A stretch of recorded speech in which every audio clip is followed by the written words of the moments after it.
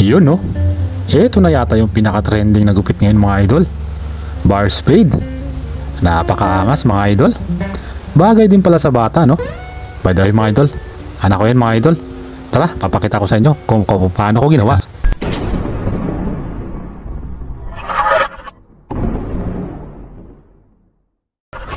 What is up mga idol? Tara, gupit tayo mga idol.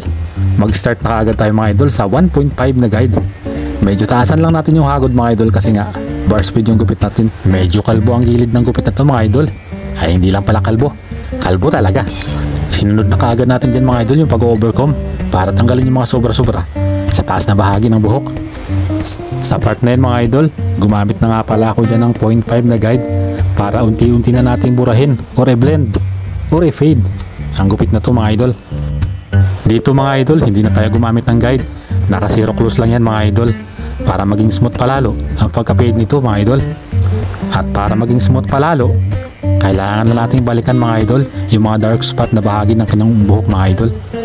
Kunting retouch lang mga idol hanggang sa makuha na natin yung saktong pagka-fade nito mga idol.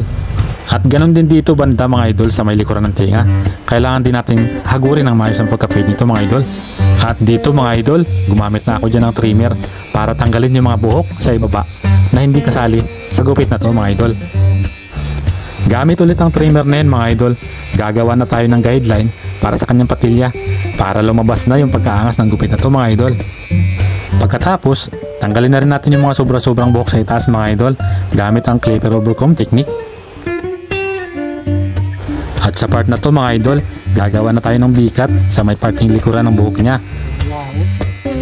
Tapos gagamit tayo ng guide number 2 mga idol para bawasan ng konti yung kapal ng buhok niya sa may parting likuran. Medyo makapal na kasi mga idol. Pagtapos mga idol, gagawa na tayo dyan ng konting design mga idol para sa kanyang gupit at diretso ahit na rin mga idol para lumabas na yung dapat lalabas. Yung forma ng gupit niya mga idol.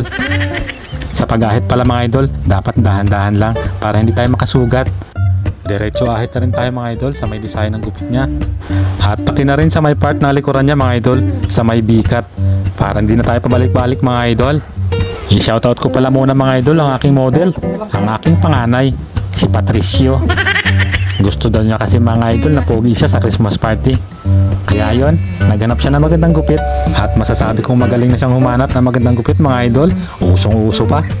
Sa part na yun mga idol, nag-line up na tayo mga idol para madagdagan palalo yung angas ng gupit niya at para maging malinis na rin sa tingin ng mga nanay. Baka kasi magalit si Mrs. Hindi rin kasi maganda tignan mga idol ang gupit na to pag hindi naka-line up. Parang kulang. Malapit na tayo matapos mga idol. Maraming salamat nga pala kung andyan ka pa. At ito na nga pala yung gupit natin mga idol.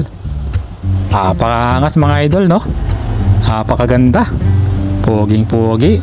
At bagay na bagay sa anak ko mga idol. Sa tingin nyo mga idol,